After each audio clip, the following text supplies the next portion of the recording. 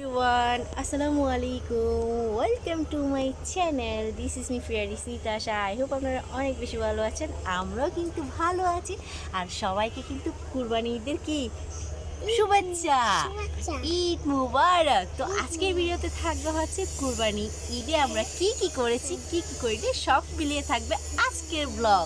Guys, এই যে আমি হচ্ছে কি এটা কি কামি দৌড়ে ফেলছি কালকে ঈদে রুটির জন্য। আপনারা কে কে রুটি বানিয়ে ফেলছেন কমেন্টস করে জানাবেন। আমি মাত্র বানাবো এই যে গাইস। কুরবানি মানে হচ্ছে যে আমরা রুটি দিয়ে হচ্ছে মাংস খাবো, তো সেই জন্য প্রথমে কি করতে হবে, আমাদের অবশ্যই রুটি বানাতে হবে। তো আমি এখানে গাইস কামি হচ্ছে রেডি করে নিয়েছি আর এখন হচ্ছে রুটি বানাবো। করিয়া না বিসমিল্লাহ বলে আমি রুটি বানাতে বসে পড়লাম।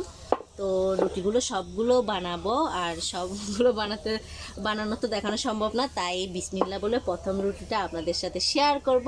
তো রুটি বানানো কমপ্লিট হলো, এরপর আমরা আবারও ফিরে আসব। গাইস দেখেন কাবিল বসছে ফিটা বানাতে। আজকে যদি মেলনে বাজে ফাইছি তোমাকে আমি। সরো এবার উঠে যাও, আমি তাড়াতাড়ি করে বানিয়ে নিই। উঠো না, উঠো হুম গাইস রুটি বানাচ্ছে কিভাবে, এই বলে রুটি বানাচ্ছে। এগুলো কি এভাবে কে রুটি বানায়? হ্যাঁ এটা কোন ধরনের রুটি বানানো দেখছেন গাইস কি অবস্থা। আমার সময় নষ্ট করতেছে যে জলদি উঠো গাইস। রুটি বানাই ফেলছে ও, রুটি বানানো দেখেন কি সুন্দর রুটি। দেখি কিরকম বানাইছো, কই তুলো এটা কিরকম দেখি। ওরে আল্লাহ গাইস, ওর রুটি দেখেন কিরকম হয়েছে। এটা হচ্ছে ওর রুটি, লম্বা রুটি, কলা রুটি হয়েছে। এবার উঠো গাইস। ফাইনালি কিন্তু আমার রুটি বানানো কমপ্লিট। ফাতেহার রুটি শুধু বানানো না, আমার কিন্তু পোড়াও কমপ্লিট, কারণ এই যে আমি বানানোর সাথে সাথে আমি কিন্তু সবগুলো রুটি পুড়ে ফেলছি আলহামদুলিল্লাহ। তো আমার রুটি বানানো কমপ্লিট হয়ে গেল গাইস। শুধু কি রুটি বানালে হবে যে রুটি দিয়ে গুস্ত খাবে, সে গুস্ত রান্না করতে মশলা তৈরি করতে হবে না। তো সে মশলা তৈরি করার জন্যই বসে পড়লাম। পেঁয়াজ রসুন ব্লেন্ডার করতে হবে, এগুলো আগেগুলো ছিলতে হবে, তবে অল্প অল্প করে নিয়েছি, কারণ আমি কয়েকদিন আগে ব্লেন্ড করে রেখেছি পেঁয়াজ রসুন না আদা। তো এর সাথে হচ্ছে বাকি মশলাগুলো ব্লেন্ড করব। সো এগুলো ব্লেন্ড করলে আমাদের চারা কিন্তু কমপ্লিট গাইস। ফাইনালি আমার সবগুলো হচ্ছে ব্লেন্ডার করা শেষ। ও পেঁয়াজ রসুন আদা, তারপর এখানে হচ্ছে 3 রকমের সবগুলো মিক্সিং করা কমপ্লিট। তো ফাইনালি চাঁদরাতে সব মশলা কমপ্লিট। তারপর সকালবেলা ঘুম থেকে উঠে দেখি আব্বু গরুটাকে গোসল করাচ্ছে, আর একটু পরে কিন্তু তাকে কুরবানি দেওয়া হবে, আর এটা তার জীবনের শেষ গোসল। আর এরপরে কিন্তু খাওয়ানো হয়েছে, মানে পানি আর কি। তো তার জন্য শেষ গোসল আর শেষ পানি খাওয়া। আর এদিকে আমার মেয়েটা তো ঘুম থেকে কোনো মতে উঠতেই চাচ্ছে না, তাকে আমি একদম টেনে হিঁচড়ে তুলে ফেললাম গরু দেখার জন্য, কিন্তু সে তো গরুর ধারে কাছেও যায় না, সে কোনো মতে উঠতে চাচ্ছে না। কিন্তু আমি ওকে উঠেই ফেললাম কারণ গরুর কাছে নিয়ে যাব বলে। আর এই যে গরুর কাছে নিয়ে আসছি, আর আমি ওকে একটু শেষবারের মধ্যে আদর করে দিচ্ছি। খারাপ লাগতেছিল যেহেতু একটু পর কোরবানি হয়ে যাবে। আর আমার মেয়ে তো বইয়ে দেখেন কি অবস্থা, কোনো মতে একটু মানে হাত দিচ্ছে না, আদর করতেছে না, ওকে টেনে নিয়ে আসছি। তারপরে আমরা পানি খেলাম, আর গরুর গলায় জবাই করার পর নাকি পানি খেতে পারে। তো সেদিন আমরা কুরবানির দিন এটাই করি। এরপর যেহেতু কুরবানি ঈদ মানে তো একটু মিষ্টিমুখ করাই লাগবে, তো আমরা একটু মিষ্টিমুখ করে নিলাম, মানে একটু সেমাই দিয়ে মিষ্টিমুখ করলাম আর কি। যাই হোক, এরপর সবাই মিলে হচ্ছে যে গরু কাটাকাটি স্টার্ট করে দিয়েছে।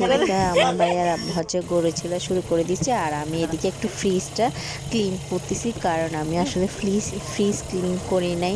সবাই মনে হয় করে ফেলছে, আমি মনে হয় সব চাইতে লেট করি সব কিছুতে। তো যেহেতু কাজ হয় না, তো আমি ভাবলাম যে একটু ফ্রিজটা পরিষ্কার করে নিই। ফাইনালি আমার হচ্ছে ফ্রিজ পরিষ্কার করে শেষ, আর এদিকে হচ্ছে আমাদের গরু নিয়ে আসছে 4টা পা প্রথমে নিয়ে আসছে। তো বিসমিল্লাহ বলে আমি এখানে হচ্ছে যে কাটতে শুরু করে দিব। প্রথমে আমি শুরু করব কাটাকুটি, কিন্তু কাটার আগে দিকে সে বলতেছে আবার মেহেদি পড়বে। তো মেহেদি পরাই দিলাম, আর মেহেদি পরে সে তার চুলকানি শুরু হয়ে গেছে, কারণ তার অনেক অ্যালার্জি, মেহেদি পড়লে অ্যালার্জি শুরু হয়েছে।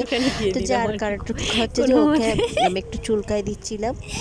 এরপর এই যে বসে পড়লাম কোরবানির গোশত কাটার জন্য। প্রথমে বিসমিল্লাহ বলে একটু কাটতে নিলাম, কিন্তু মোবাইল ধরবো নাকি হচ্ছে যে আমি গোশত কাটবো, যার কারণে আমি একে বললাম একটু কেটে একটু মোবাইলটা ধরো। তো এরপরে আমি হচ্ছে আমার পছন্দের কলিজা, তারপরে ফেসা আর গুলদে মুলদে আম কাটল যা যা আছে আর কি সবগুলো কাটতে শুরু করে দিই, কারণ এগুলো কাটতে আমার অনেক বেশি ভালো লাগে। তো প্রথমে আমি কিন্তু ফাতেহার গোশত কেটে নিব। এগুলো হচ্ছে ফাতেহার জন্য প্রথমে নিয়ে নিচ্ছি, তারপর হচ্ছে সবগুলো একে একে কেটে নিব।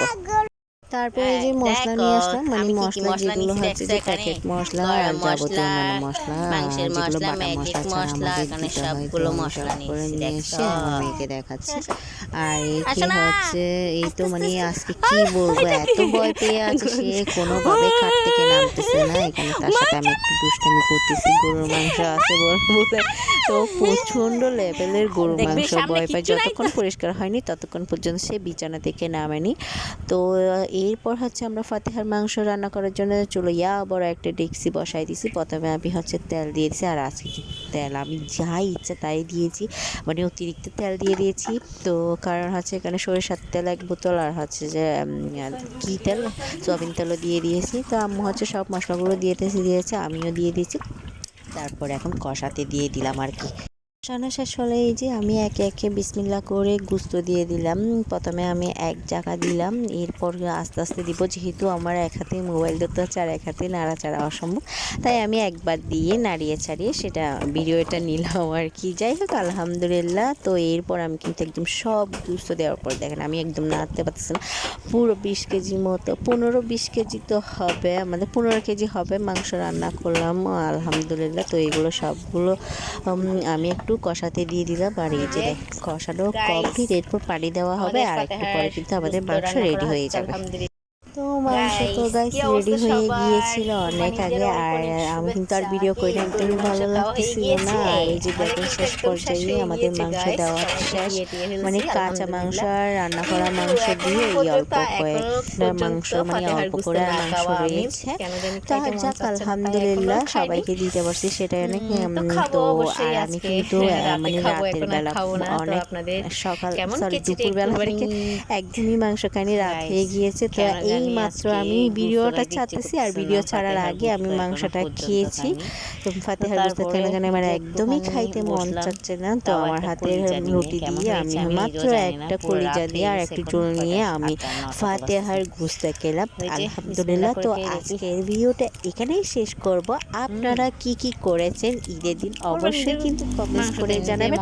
আর আজকের ভিডিওটা আমি এখানে শেষ করব। সবাই ভালো থাকবেন, সুস্থ থাকবেন, আর হ্যাঁ ভিডিওটা ভালো লাগলে অবশ্যই একটা লাইক কমেন্ট শেয়ার করে দিবেন, সাথে লাইক সাবস্ক্রাইব করে দিবেন। আল্লাহ হাফেজ।